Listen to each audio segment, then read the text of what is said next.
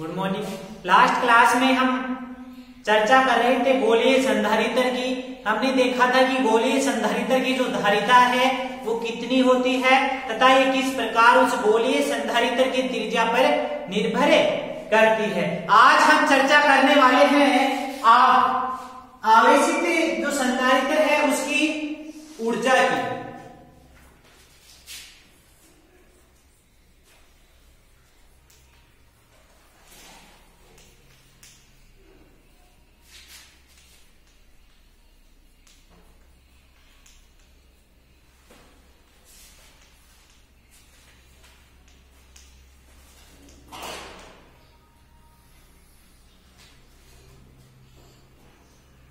इसके नाम में छुपा है कि जो आवेशित संधारित्र की ऊर्जा होती है वो किसे कहते हैं तथा किसके बराबर होती है।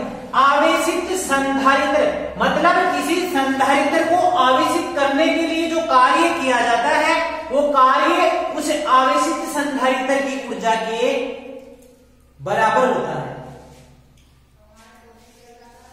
क्या किसी संधारित्र को आवेशित करने के लिए किया गया कार्य उस संधारित्र की आवेशित संधारित्र की ऊर्जा के बराबर होता है। तो इसमें लिखो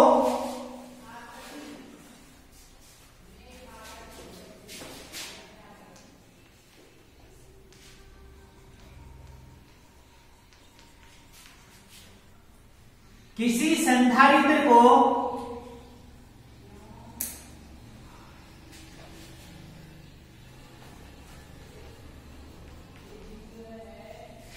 आवेशित करने में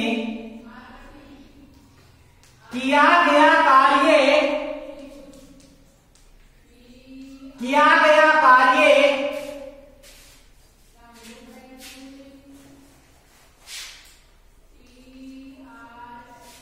आवेशित संधारित्र की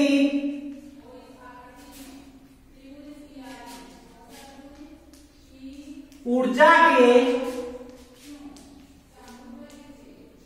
बराबर होता है।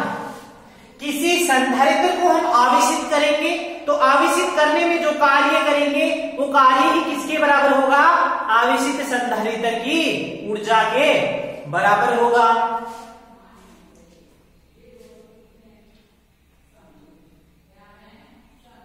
हम मान लेते हैं कि कोई संधारित्र है, उसकी जो संधारित्र की प्लेटें हैं वो कैसी है? निरावेशित है। यदि संधारित्र की प्लेटें निरावेशित है तो उन प्लेटों के बीच में जो विभवांतर है वो भी क्या है? शून्य है। अब यदि हम प्लेटों को क्यों आवेश दे रहे हैं तो जो प्लेटों के बीच है वो विभवांतर या विभव क्या है? V है। तो हम जानते हैं कि जो Q है वो समानुपाती क्या होता है? V के होता है। तो इनके बीच में जो ग्राफ आएगा वो कैसा आएगा? ऐसा ग्राफ आएगा। यहां से हम इस ग्राफ का जो ये वाला क्षेत्रफल है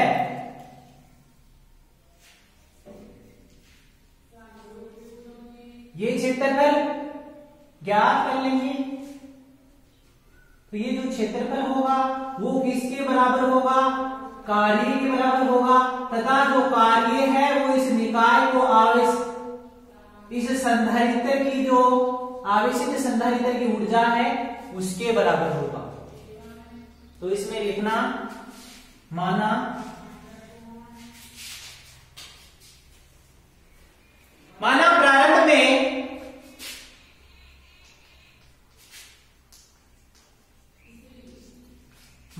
प्रारंभ में निरावेशित संधारित्र की प्लेटों के मध्य विभवांतर या विभव शून्य है।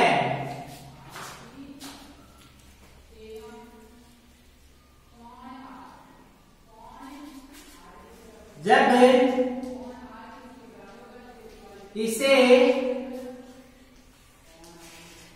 क्यों आवेश दिया जाता है? क्या किया जाता है, क्यों आवेश दिया जाता है, तो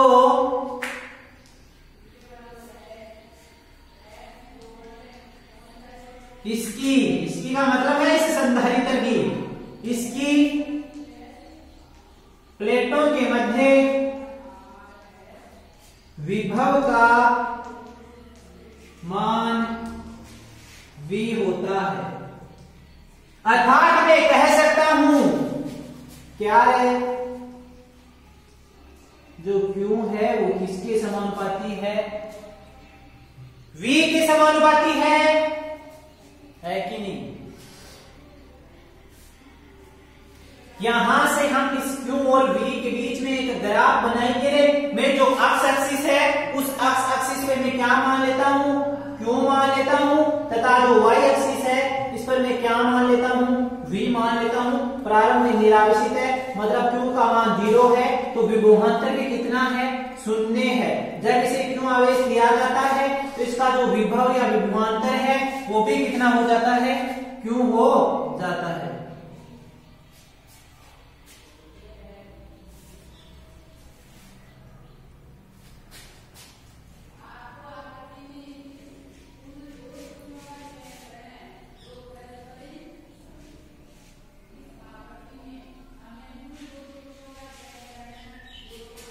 अब मैं यहां से देखता हूं कि जब इसका जो आवेश है उस आवेश का मान Q है,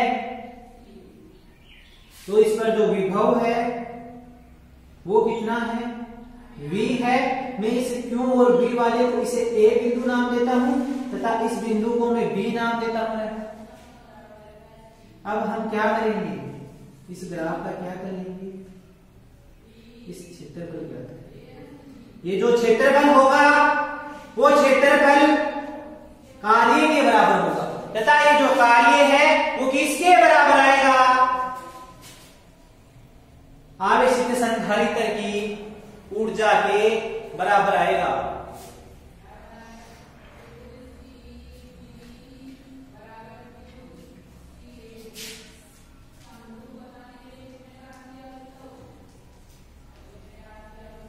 संधारित्र को आवेशित करने में किया गया कार्य बराबर होगा, किसके बराबर होगा रे, ये जो क्यूवी ग्राफ है, इस जो क्यूवी ग्राफ में ये जो क्यू एक्सिस है, इस क्यू एक्सिस पर क्यू और वी के जो मध्य का क्षेत्रफल है उस क्षेत्रफल के बराबर होगा। किसके बराबर होगा, क्यूवी ग्राफ में क्यू अक्ष पर क्यूवी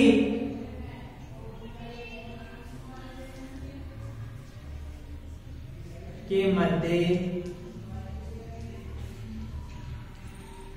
क्षेत्रफल, यहां से आपको ये दिखाई दे रहा होगा रे, एक त्रिभुज जैसा त्रिभुज दिखाई दे रहा है ना, समकोण त्रिभुज दिखाई दे रहा है।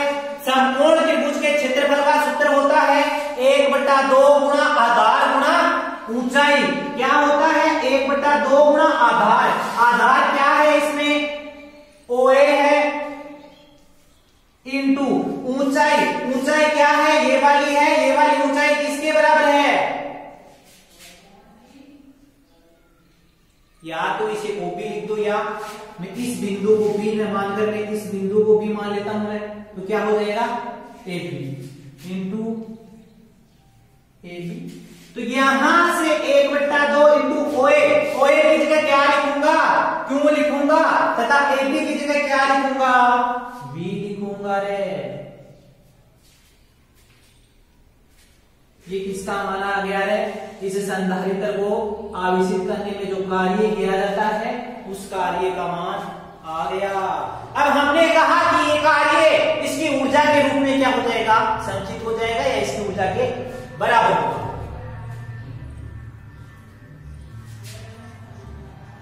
यह कार्य इसकी ऊर्जा के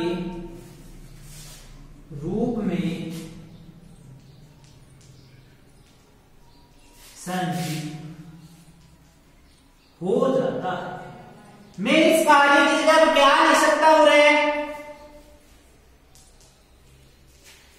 ऊर्जा 1/2 क्यों वी। ये किसका माना गया? आवेशित संधारित्र की ऊर्जा का माना गया। अब यहां से U बराबर क्यू वी आया, यहां से हम अलग अलग सूत्र बना सकते हैं। एक तो क्या आया? U बराबर आ गया 1/2 क्यों वी, ये इसका पहला हो गया। अब हम जानते हैं कि Q बराबर क्या होता है? CV। इस Q की जगह मैं क्या लिख सकता हूं? CV 1/2 CV into V। तो U बराबर क्या आ जाएगा? 1/2 C V स्क्वायर है। ये हो गया C और V के पदों में, ये हो गया Q और V के पदों में। अब यहां से हम एक पद में O लेंगे Q और C के पदों में, तो मैं यहां से इस V की जगह क्या लिख सकता हूं? Q अपॉन C लिख सकता हूं। तो मैं U बराबर 1/2 गुणा C गुणा इस V की जगह क्या आएगा रे? Q अपॉन C आएगा। तो यहां से क्या हो जाएगा? Q square upon C square, square से C कट जाएगा। तो U बराबर 1/2 Q स्क्वायर अपॉन C। क्या आप लिख सकते हो? Q square upon 2C। ये स्थिति ऊर्जा के सूत्र आ गए अलग अलग पदों में। जब आपको क्वेश्चन में Q और V दिया हुआ हो तो ये वाला काम में लेना, जब C और V दिया हुआ हो और ऊर्जा का मान पूछे तो ये वाला सूत्र काम में लेना, और जब Q और C दिया हुआ हो तो ये वाला सूत्र काम में लेना। या एक सूत्र याद रखना, इससे तीनों सूत्रों का आप निर्माण कर सकते हो। तो ये किसका मान आया? आवेशित संधारित्र की ऊर्जा।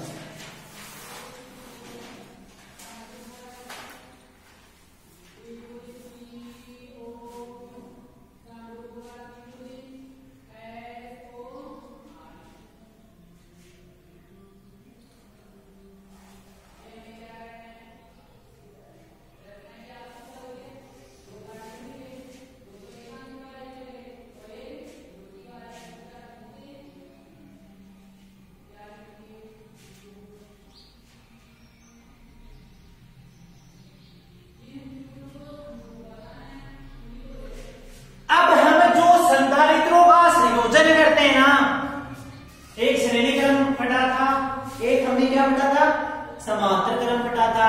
उस श्रेणी और समांतर क्रम में जो ऊर्जा आएगी उस ऊर्जा का मान कितना होगा वो देखो।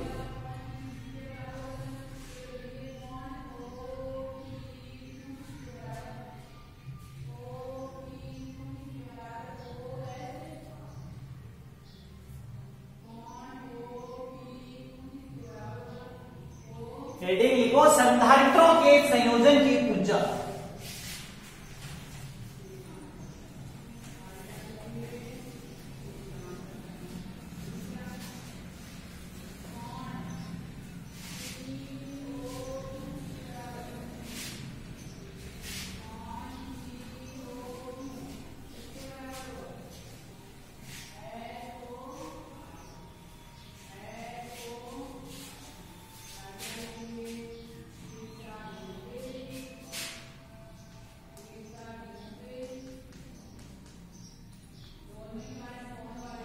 संधारित्रों के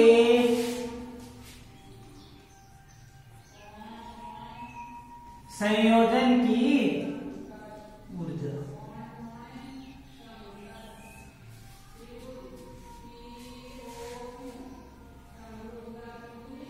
हमने जो परिपथ था उस परिपथ में कितने प्रकार से संधारित्रों को संयोजित किया था? 2 प्रकार से। तो इसमें लिखो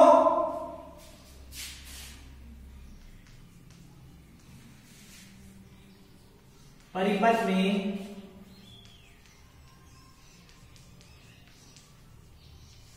संधारित्र को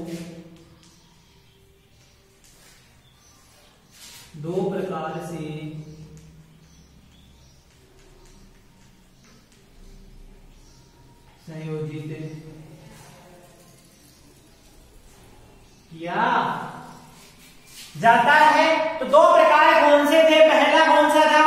श्रेणी क्रम में संयोजन, और दूसरा समांतर क्रम संयोजन।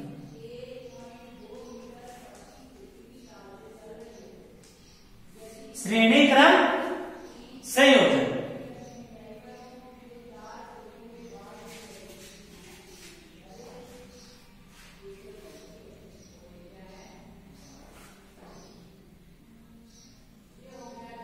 उसमें लिखो, श्रेणी क्रम संयोजन में सभी संधारित्रों की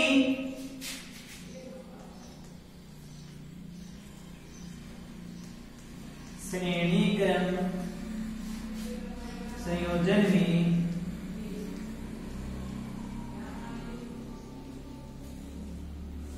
सभी संधारित्रों की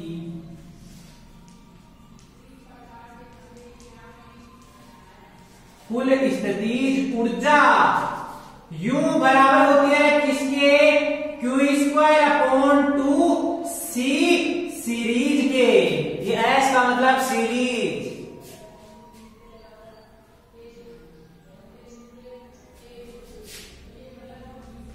हो तो हम मानते हैं कि यदि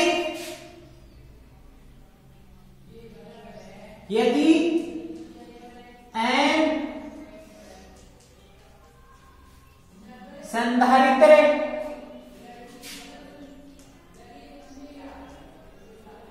संयोजन में हो तो, यदि n संधारित्र संयोजन में हो तो हमने जो श्रेणी क्रम संयोजन है उसकी जो तुल्यकालिता है वो देखी थी। 1/CS बराबर 1/C1 plus 1/C2 plus 1/C3 plus 1/CN के बराबर होती है। हमने जो ऊर्जा का सूत्र देखा वो क्या है? U बराबर Q²/2C है।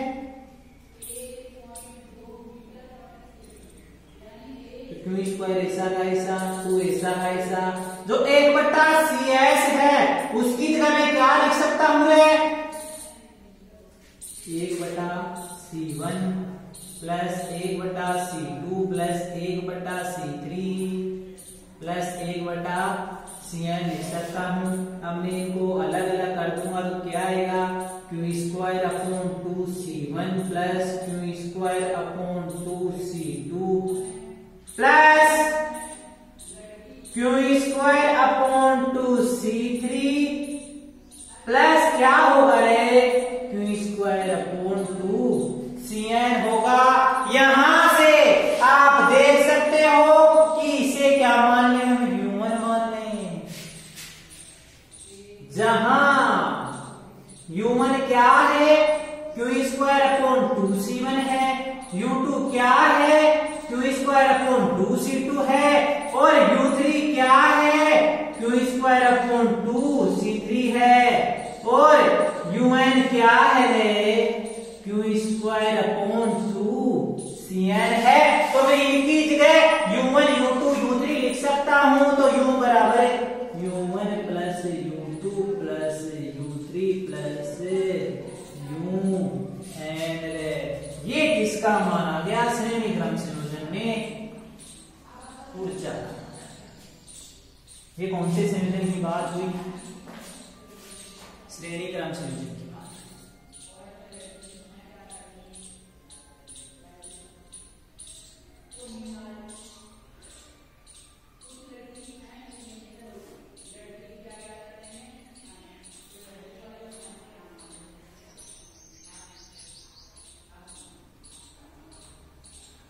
अब हम देखेंगे कि जो समांतर क्रम है उस समांतर क्रम में कितनी हो। तो नेक्स्ट हेडिंग लिखो, समांतर क्रम संयोजन।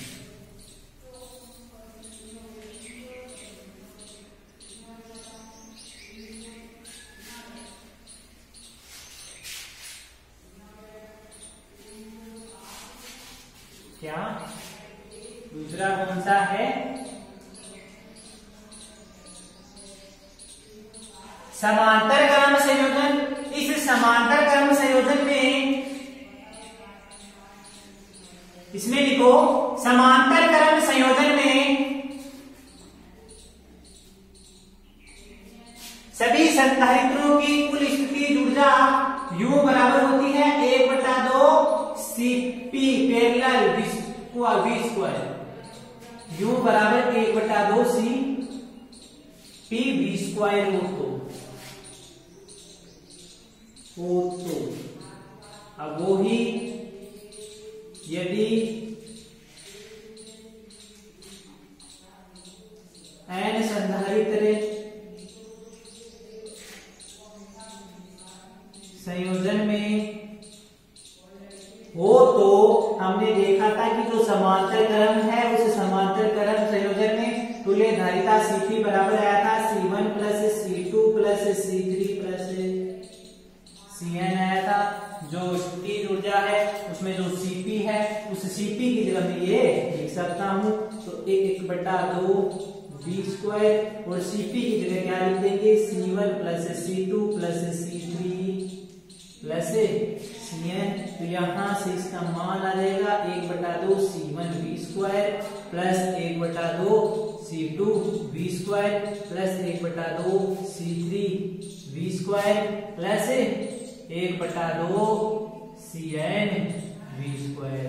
जहां क्या है, जहां जो U1 है वो किसके बराबर है 1/2 C1 v स्क्वायर के है। जो U2 है वो किसके बराबर है 1/2 C2 v स्क्वायर के है। और जो U3 है वो किसके बराबर है 1/2 C3 v स्क्वायर के है। और जो UN है वो किसके बराबर है 1/2 Cn v स्क्वायर के बराबर है। तो आप 1/2 C v स्क्वायर की जगह U1 रख सकते हो, 1/2 C2 v स्क्वायर की जगह U2 रख सकते हो तथा 1/2 C3 v स्क्वायर की जगह आप U3 रख सकते हो। 1/2 Cn v स्क्वायर की जगह आप क्या लिख सकते हो UN लिख सकते हो। तो U बराबर क्या आ जाएगा रे U1 plus U2 plus U3 plus UN। ये कौन सा क्रम संयोजन हो गया समांतर क्रम संयोजन।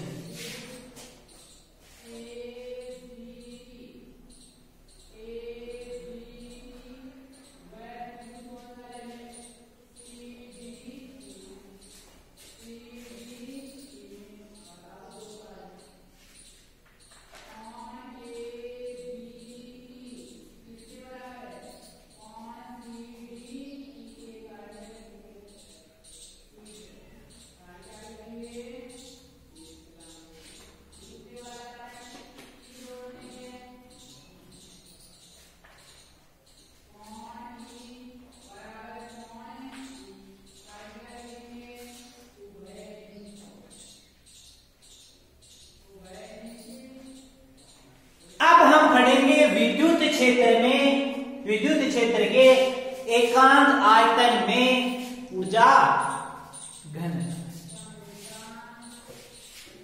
इतना समझ में आया। आज हमने देखा आवेशित संधारित्र की ऊर्जा के बारे में। फिर हमने देखा क्या जो दो प्रकार के संयोजन बढ़े थे हमने श्रेणी तथा समांतर, उनमें ऊर्जा के बारे में अलग अलग के लिए ट्यूशन में आई। कोई संयोजन किया हुआ हो उसमें आपको पूछ ले इसकी ऊर्जा के बारे में बताओ तो आप उसे आसानी से बता सकते हो। आप पढ़ेंगे विद्युत क्षेत्र के एकांक आयतन में ऊर्जा।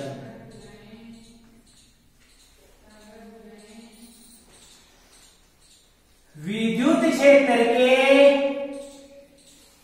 एकांक आयतन में ऊर्जा घनत्व। यहां से इस नाम में ऊर्जा घनत्व में छुपा है। क्या याद करने वाले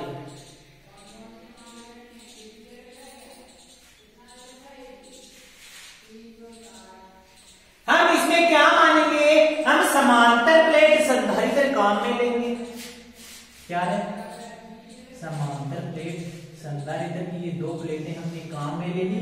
एक प्लेट P1 है, दूसरी प्लेट क्या है? P2 है। P1 प्लेट किस आवेश से आवेशित है? धनावेश से। विद्युत प्रेरण के कारण ये P2 प्लेट भी ऋणावेश से आवेशित हो गई। इन दोनों प्लेटें हैं, इन दोनों प्लेटों का हम क्षेत्रफल मान रहे हैं A, दोनों के बीच की दूरी मान रहे हैं D। ये समांतर चालक प्लेटें हैं, तो चालक प्लेटों के कारण, इन दोनों के कारण जो विद्युत क्षेत्र होगा उसका मान कितना होगा? सिग्मा कोण 2 एप्सिलॉन नॉट के बराबर होगा। इसमें हम क्या मान रहे हैं? निर्वात मान रहे हैं, तो इसमें लिखो जो क्षेत्रफल है वो A है। इसमें लिखो माना किसी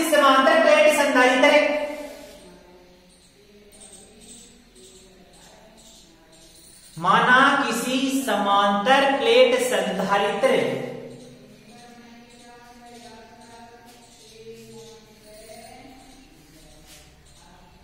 की प्लेटों P1 व P2 का क्षेत्रफल A तथा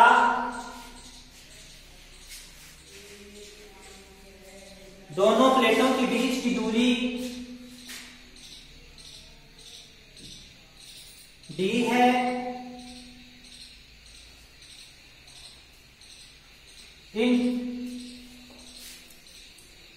इन प्लेटों पर आवेश की मात्रा क्रमशः +Q तथा -Q है एवं +Q तथा -Q है एवं प्लेटों के मध्य निर्वात या वायु है।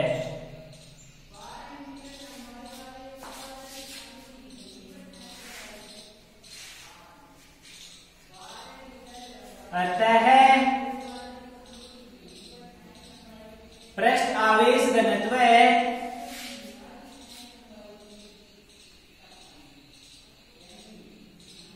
सिग्मा बराबर क्या होगा रे? आवेश क्या है? Q है। क्षेत्रफल क्या है? A है। अब हमने यहां से विद्युत क्षेत्र का मान ज्ञात करेंगे। हम ये क्या है? चालक प्लेट है, ये भी चालक प्लेट है, तो इस चालक प्लेट के कारण विद्युत क्षेत्र कितना होगा? Sigma upon 2 epsilon not. इसके कारण भी सिग्मा अपॉन 2 एप्सिलॉन नॉट। यहां से हम इसके चारों ओर किसी भी बिंदु पर ज्ञात करेंगे। माना मैं यहां ज्ञात करूंगा, धनावेश के कारण इधर होगा, ऋणावेश के कारण अपनी ओर होगा। इस बिंदु पर धनावेश के कारण इधर, ऋणावेश के कारण इधर। यहां वाला नष्ट हो जाएगा, यहां धनावेश के कारण इधर, ऋणावेश के कारण इधर नष्ट हो जाएगा। बचेगा कौन सा? ये वाला। इसका मान कितना होगा? वो होगा इन दोनों के विद्युत क्षेत्र के योग के बराबर। तो मैं लिख सकता हूं कि कुल विद्युत क्षेत्र kiतना होगा? Sigma upon epsilon not. अतः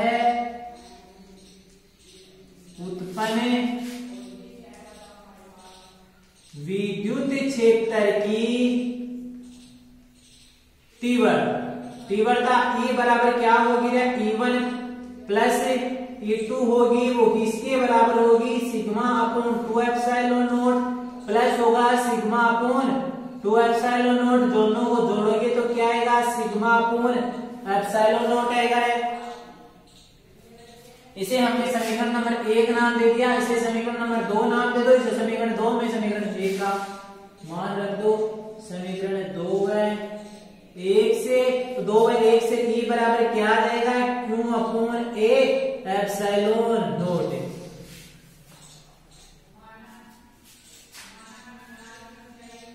अब हम देखते हैं इन दोनों प्लेटों के बीच में विभवांतर।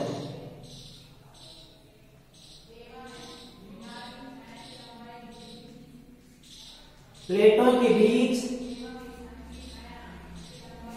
विभवांतर। विभवांतर विभव और विद्युत क्षेत्र के बीच में हमने एक संबंध पढ़ा था, वो क्या था रे? V बराबर ईडी था। इसे समीकरण नंबर 4 नाम दे दो। इस E की जगह इस E का मान समीकरण किससे रख दो? 3 से रख दो।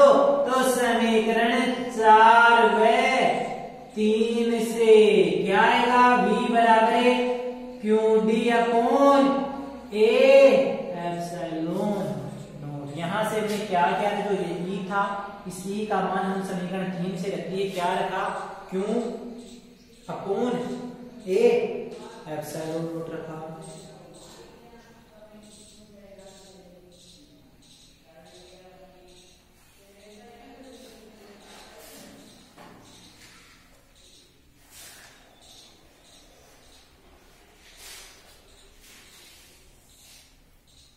अब हम देखते हैं इस जो संधारित्र है इसकी कुल ऊर्जा कितनी होगी।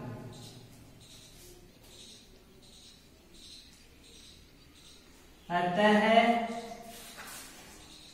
कुल ऊर्जा U बराबर क्या आया था? 1/2 C V स्क्वायर आया था।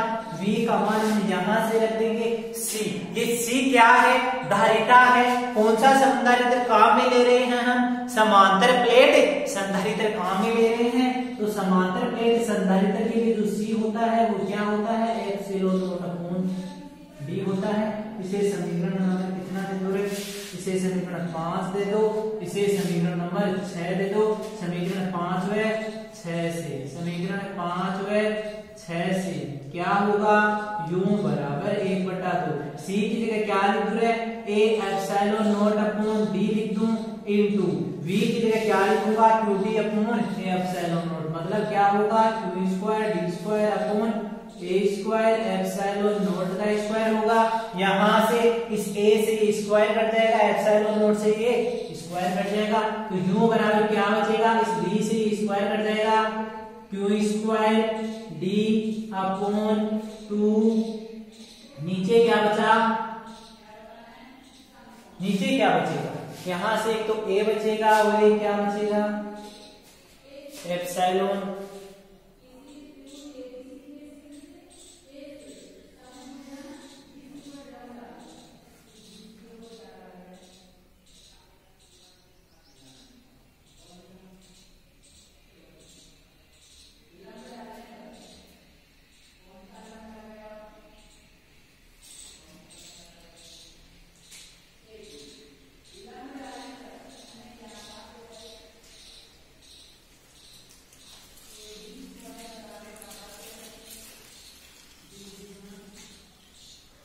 इसमें हम ये जो V है, इस V की जगह ये वाला मान रखेंगे, इसमें ये वाला मान रखेंगे, जिससे ये जो ऊपर है वो आयतन के रूप में बन जाए। क्योंकि यहाँ हम इसे या तो कैसे गुणा कर दें? A से ऊपर नीचे गुणा कर दें, तब फिर ऐसा रूप बना ले, या इससे पहले भी हम क्या कर दें? यहाँ इस B की जगह ये ईडी रख दें। समीकरण किसका किसका उपयोग करेंगे हम? 4 व 6 का। समीकरण 4 व 6 का उपयोग करेंगे। हम ऊपर आयतन में कन्वर्ट करना चाहते हैं, क्योंकि हम एकांक आयतन में ऊर्जा घनत्व की बात कर रहे हैं, तो हम ऊपर आयतन लाना चाहते हैं जिसे नीचे आयतन से आसानी से कट जाए। तो U बराबर होगा 1/2 A epsilon not upon D into इस V की जगह, इस V की जगह क्या रख दे? हम D रख दे। तो ये क्या होगा? E स्क्वायर D स्क्वायर होगा। यहाँ से क्या आ जाएगा? 1/2 A epsilon not E square D। यहां से ये क्षेत्रफल है, ये दूरी है। क्षेत्रफल और दूरी क्या होती है? V बराबर होता है क्षेत्रफल इंटू दूरी। आयतन बराबर क्या होता है? क्षेत्रफल इंटू दूरी, या लंबाई चौड़ाई कुछ भी। तो U बराबर क्या आ जाएगा? 1/2 E square epsilon not V। अब हम चर्चा करेंगे किसकी? एकांक आयतन की। एकांक आयतन का मतलब है ये जो ऊर्जा आई इसमें किसका भाग दे देंगे, आयतन का। एकांक आयतन की ऊर्जा, एकांक आयतन की ऊर्जा को मैं यूं से मान लेता हूं, उसे छोटा ही मान लेता हूं। वो क्या होगा, बड़ा यू बटा v होगा। तो हम करेंगे तो क्या आएगा, 1/2 E square epsilon not v, और इसमें किसका भाग देंगे, v का। तो जो एकांक आयतन की ऊर्जा आएगी वो क्या आएगी, 1/2 ई नॉट। ये किसका मान आ गया, एकांक आयतन में ऊर्जा घनत्व का। हमने क्या किया, हमने दो प्लेटें मानी P1/P2, P1/P2, उनका क्षेत्रफल क्या माना, E माना, दोनों के बीच की दूरी क्या मानी, D मानी, दोनों के आवेश का मान, इसका मान +Q माना, इसका मान -Q माना, तथा इनके बीच में क्या माना, निर्वात माना। तो यहाँ से हम ऊर्जा घनत्व पृष्ठ आवेश घनत्व क्या गया, पृष्ठ आवेश घनत्व सिग्मा। ये क्या है, चालक प्लेट है तो प्लेट का क्या होगा, पृष्ठ होगा। तो कौन सा आवेश घनत्व होगा, पृष्ठ आवेश घनत्व है, सिग्मा बराबर Q अपॉन A। यहाँ हम विद्युत क्षेत्र का मान ज्ञात करेंगे तो बाहर स्थित किसी बिंदु पर विद्युत क्षेत्र का मान 0 होगा, अंदर स्थित बिंदु पर विद्युत क्षेत्र का मान दोनों जो प्लेटें हैं उनके योग के बराबर होगा। तो हमने यहाँ से E का मान ज्ञात किया, वो क्या आया, सिग्मा अपॉन एप्सिलॉन नॉट आया। फिर हम जानते हैं V और ED में क्या संबंध होता है।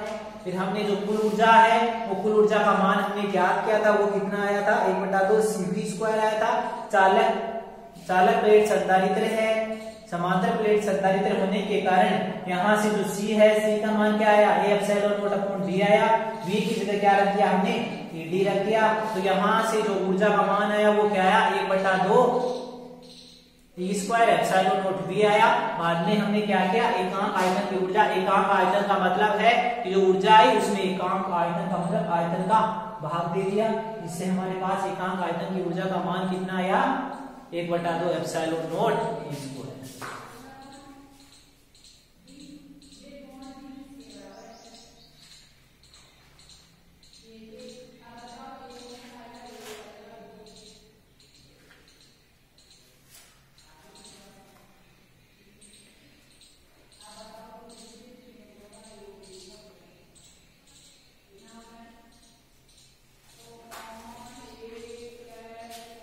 अब हम पढ़ेंगे क्या, संधारित्र होते हैं ना, उन संधारित्रों के संयोजन में जो आवेशन में जो पुनर्वितरण होता है उसके बारे में पढ़ेंगे। उसके बाद में देखेंगे कि हम ये जो पुनर्वितरण है उस पुनर्वितरण करने में ऊर्जा हानि कितनी होती है।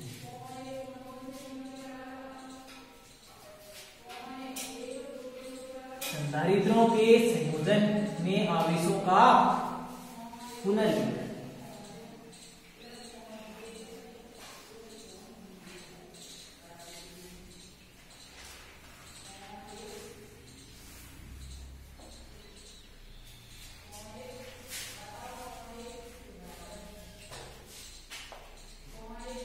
हेडिंग लिखो, संधारित्रों के संयोजन में आवेशों का पुनर्वितरण।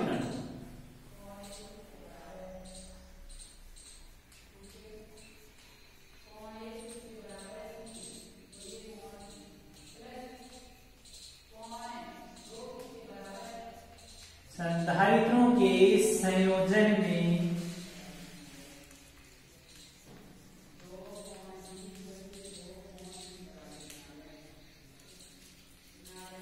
आवेशों का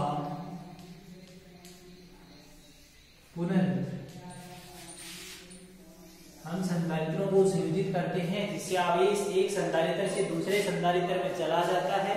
तो इस दौरान जो आवेशों का पुनर्वितरण होता है वो किस प्रकार से होता है।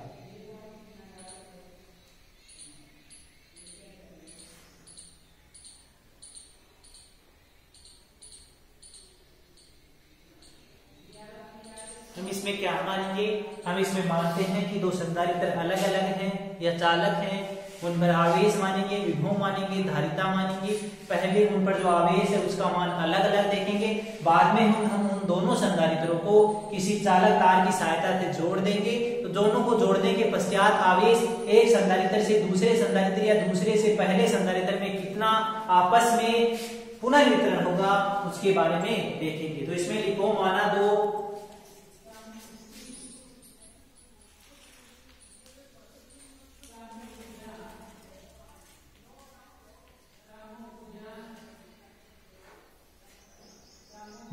संधारित्र ए तथा बी है जिन पर आवेश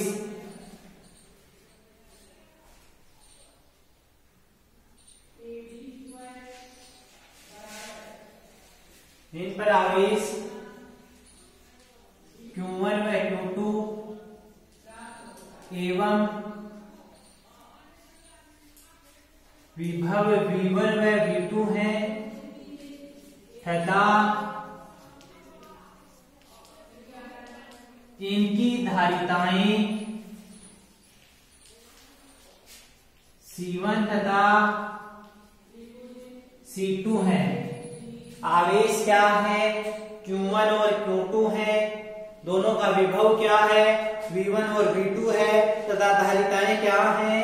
C1 और C2 है। इस स्थिति में देखेंगे कि दोनों पर आवेश का मान क्या है। इस स्थिति में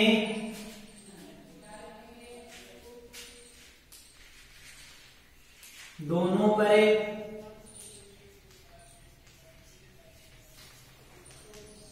आवेश की मात्राएं पहले के लिए क्या है? Q1 है। Q1 का मान क्या होगा? C1 V1 होगा तथा जो Q2 है उसका मान कितना होगा? C2 V2 होगा। अब हम क्या करेंगे रे? दोनों को आपस में जोड़ देंगे। यदि इन दोनों चालकों या संधारित्रों को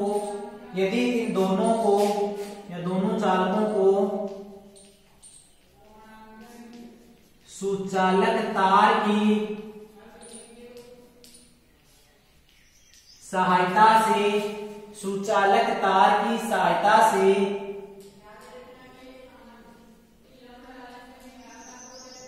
जोड़ दिया जाए तो आवेश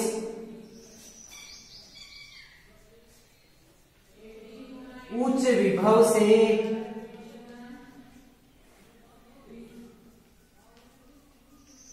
निम्न विभव की ओर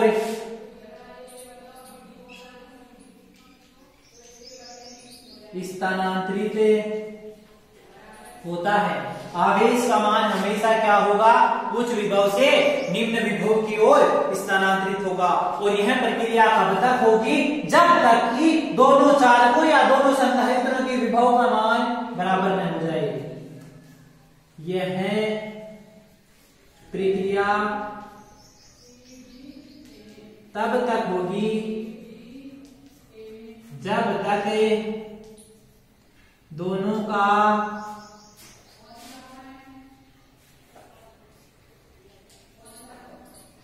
विभव बराबर में हो जाए। हमने पहले क्या माना था? हमने तो अलग अलग माने थे। जिस पर क्या माना था? हमने अलग अलग माने थे। एक Q1 आवेश V1 विभव तथा C1 धारिता का अलग माना था। उसके बाद में हमने Q2 आवेश C2 धारिता तथा V2 विभव का हमने अलग माना था। एक चालक A माना था, दूसरा चालक B माना था। उसके बाद में हमने क्या किया था? उन दोनों को आपस में क्या कर दिया? जोड़ दिया। और जोड़ने के पश्चात उस पर आवेश का मान कितना होगा? उसके विभव पर निर्भर करेगा।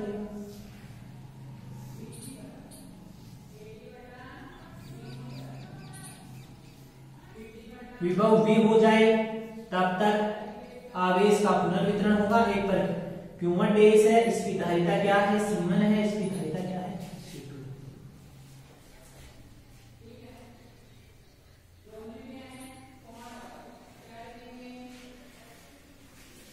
ये कब, ये आवेश Q1 डैश तथा Q2 डैश तथा विभव V कब होगा, जब दोनों को किसी सुचालक तार की सहायता से जोड़ दे। ये क्या है, सुचालक तार।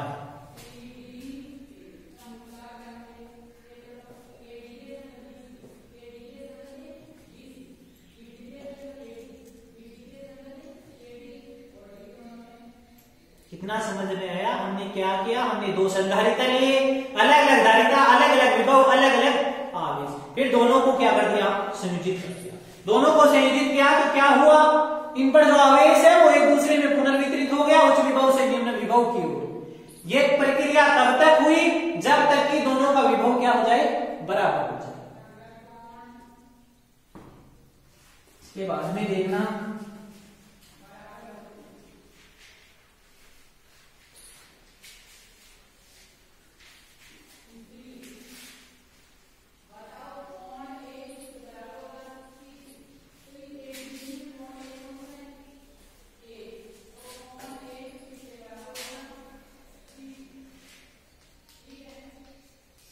संयोजन के पूर्व ए का विभव। संयोजन के पूर्व जो चालक ए है, उस चालक ए पर जो विभव था वो कितना था, Q1 V1 बराबर Q1 अपॉन C1 था, तथा ऊर्जा कितनी थी, ऊर्जा कितनी है, 1/2 C1 V1। ऊर्जा U बराबर 1/2 C1 V1 स्क्वायर।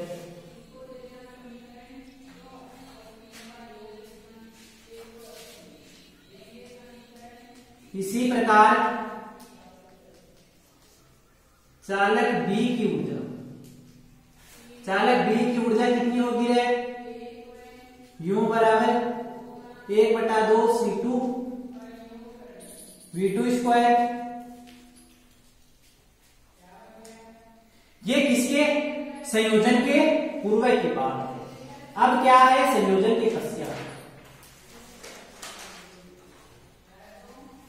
संयोजन के पश्चात चालक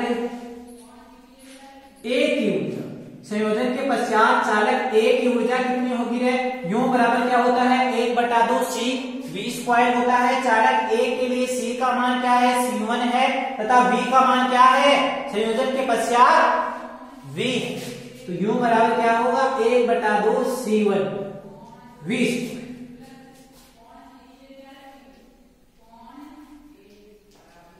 इसी प्रकार चालक B की ऊर्जा, चालक B की ऊर्जा होगी 1/2 CV स्क्वायर होती है। C का मान चालक B के लिए क्या है, C2 है, तथा V का मान चालक B के लिए भी क्या है, V है। ये क्या हुई, संयोजन के पहले तथा संयोजन के पश्चात।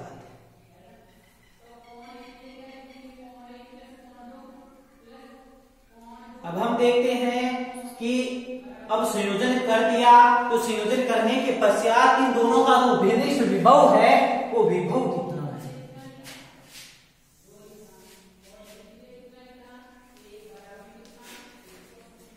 संयोजन के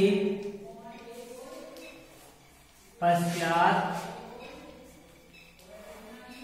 विनिष्ठ विभव या विभवांतर, विनिष्ठ विभवांतर V बराबर क्या है, Q कोण C है, जहां Q बराबर क्या है, Q1 और Q2 है, तो मैं V की जगह क्या लिख सकता हूं, Q1 प्लस Q2, तथा C की जगह C1 प्लस C2।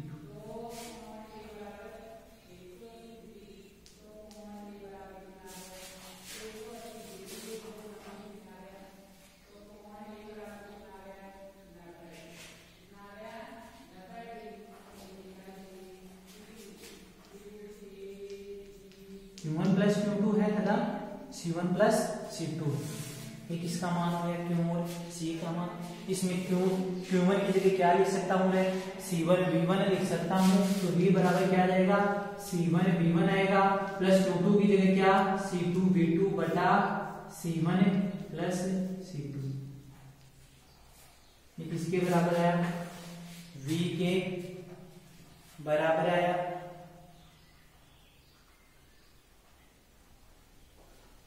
अब हमने देखा कि जो आवेश पुनर्वितरण हुआ Q1 days plus Q2 days वो किसके बराबर होगा रे, जितना आवेश पहले था, पहले कितना था Q1 प्लस Q2 था, तो Q1 days plus Q2 days है वो किसके बराबर होगा, Q1 प्लस है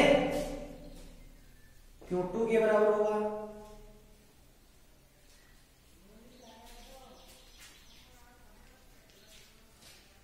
जहां क्या है Q1 days plus Q2 days है वो किसके बराबर है, Q1 प्लस Q2 के बराबर है, तो Q1 डेज का मान कितना होगा रे, C1V होगा, तथा जो Q2 डेज है उसका मान क्या होगा, C2V होगा। तो यहां से आप इन दोनों को एक दूसरे से डिवाइड करोगे तो Q1 डेज बटा Q2 डेज है वो किसके बराबर होगा, C1V बटा C2V होगा, जहां से V से V कट जाएगा तो Q1 डेज बटा Q2 डेज बराबर होगा C1 बटा C2 के रहे।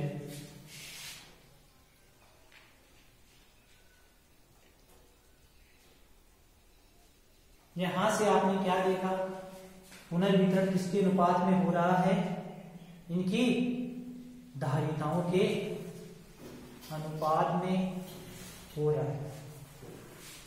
अब ये आवेशों का पुनर्वितरण होगा तो किसके बराबर हुआ, धारिताओं के बराबर हुआ। पहले हमने क्या मान लिया, जो V1 है वो V2 से बड़ा है, और क्या है, जो V1 V2 से बड़ा है। अब जो V आया वो किससे बड़ा होगा रे, किससे होगा, V2 से बड़ा होगा, लेकिन V1 से क्या होगा, छोटा होगा। यहां से आपने क्या देखा कि जो आवेशों का पुनर्वितरण है वो किसके अनुपात, किसके बराबर हुआ, इसकी धारिता के।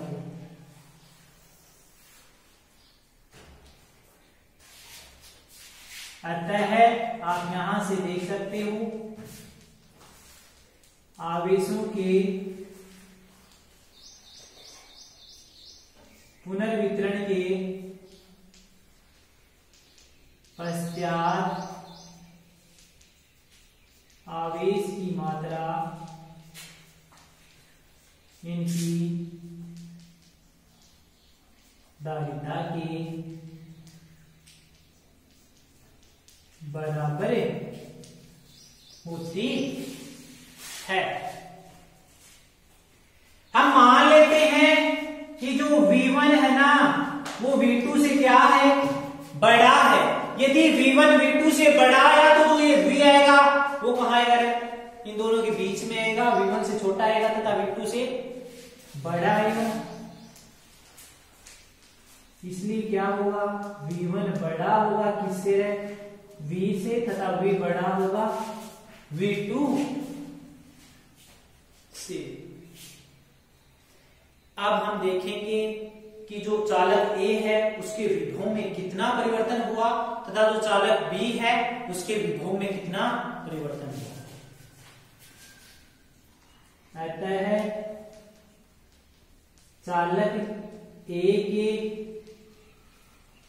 विभव में परिवर्तन, कितना परिवर्तन हुआ है, परिवर्तन कहां से, V1 से V के बीच आएगा, कहां से, V1 से V के बीच में। पहले चालक A का विभव कितना था, V1 था, बाद में कितना हो गया, V हो गया। इस V का मान कितना आया, C1 V1 plus C2 V2 बटा C1 प्लस C2 आया।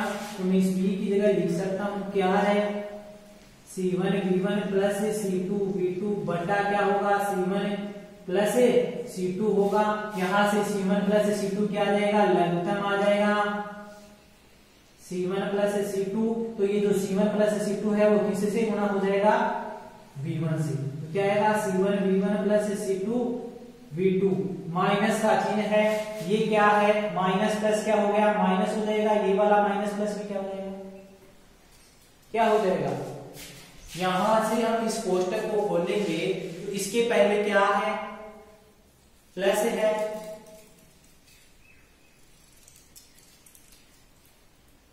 इसके पहले क्या है प्लस है, और इसके पहले भी क्या है प्लस है, तो ये क्या हो जाएगा माइनस हो जाएगा, तो C1 V1 minus C2 V2 हो जाएगा।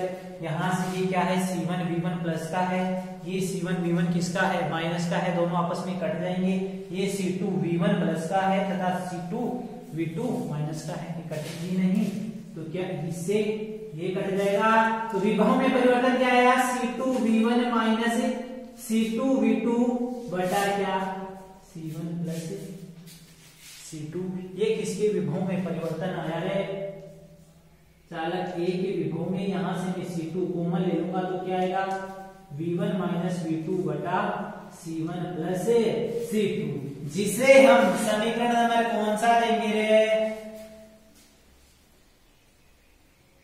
इसे हम समीकरण नंबर 1 नाम दे दिया, इसे हम समीकरण नंबर 2 नाम। इसी प्रकार हम जो चालक B है उस चालक B के विभव में परिवर्तन देखते हैं। चालक B के विभव में कितना परिवर्तन हुआ रे, चालक B का विभव पहले कितना था V2 था, बाद में कितना हो गया V हो गया, तो परिवर्तन कितना आएगा V माइनस V2। इसी प्रकार चालक B के विभव में परिवर्तन, चालक B के विभव में परिवर्तन कितना होगा डेल्टा V बराबर किसके होगा रे, ये किसका परिवर्तन आया था A का परिवर्तन आया था, तो डेल्टा V लिख देते हैं इसे, ये क्या डेल्टा VB, ये किस में परिवर्तन है चालक B में, वो किसके V माइनस V2 के होगा, इस V की जगह हम क्या रख देंगे C1 V1 plus C2 V2 बटा C1 plus C2, delta VB बराबर होगा C1 V1 plus C2 V2 बटा C1 प्लस C2 माइनस क्या है V2, यहां से ये लघुत्तम आ जाएगा क्या C1 प्लस C2, तो क्या होगा C1 V1 plus C2 V2, और ये इससे क्या हो जाएगा गुणा हो जाएगा, क्या बढ़ेगा रे C1 V2 plus C2 V2। यहां से हम इस कोष्टक को खोलेंगे तो ये वाला भी माइनस हो जाएगा तथा ये वाला भी, C1 V1 plus C2 V2 minus C1 V2 minus C2 V2 बट्टा क्या हो जाएगा C1 प्लस C2।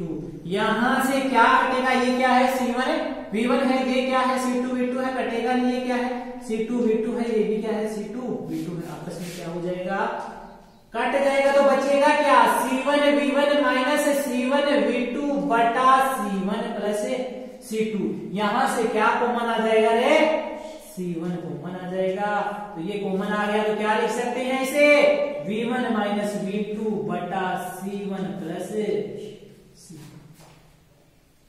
इसे समीकरण नंबर 3 नाम दे दिया। ये किसमें आया चालक B में के विभव में परिवर्तन है, ये चालक B के विभव में परिवर्तन है, ये चालक A के विभव में परिवर्तन है। अब हम समीकरण 1 व 2 में 2 व 3 का आपस में भाग दे देंगे, जिससे हम देखेंगे कि जो विभव है वो विभव में परिवर्तन धारिताओं के किस प्रकार से संबंधित होता है। यह तो क्या था आवेश के बारे में हमने यहां देख लिया था कि आवेशों का कैसे होता है। अब क्या समीकरण 2 व 3 से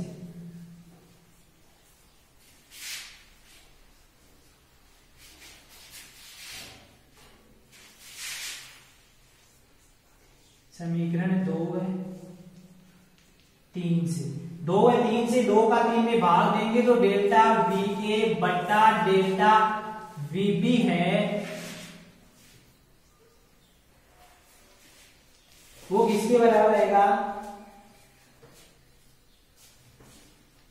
C2 डेल्टा VA का मान कितना आया था?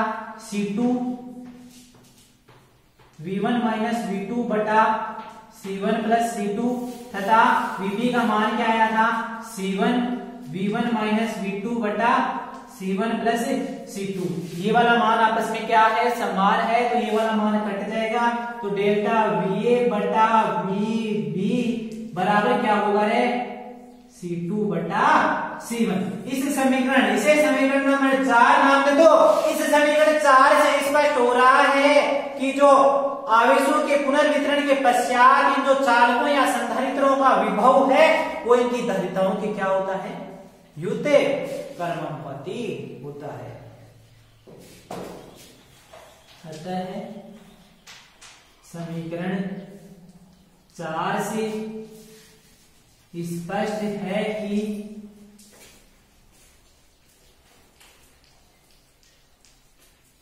आवेशों के पुनर्वितरण के पश्चात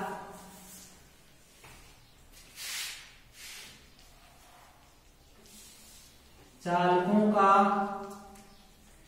विभव इनकी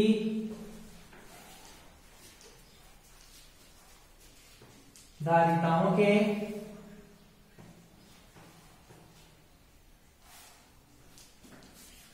व्युत्क्रमानुपाती होता है। यहां से ए है, ए के सामने किसकी धारिता है? बी की धारिता है, और बी के सामने किसकी धारिता है? ए की धारिता है। जबकि जो आवेश पुनर्वितरण के पश्चात जो आवेशों का मान है वो धारिताओं की क्या होता है? समानुपाती होता है। और जो विभव का मान है वो धारिताओं के व्युत्क्रमानुपाती होता है।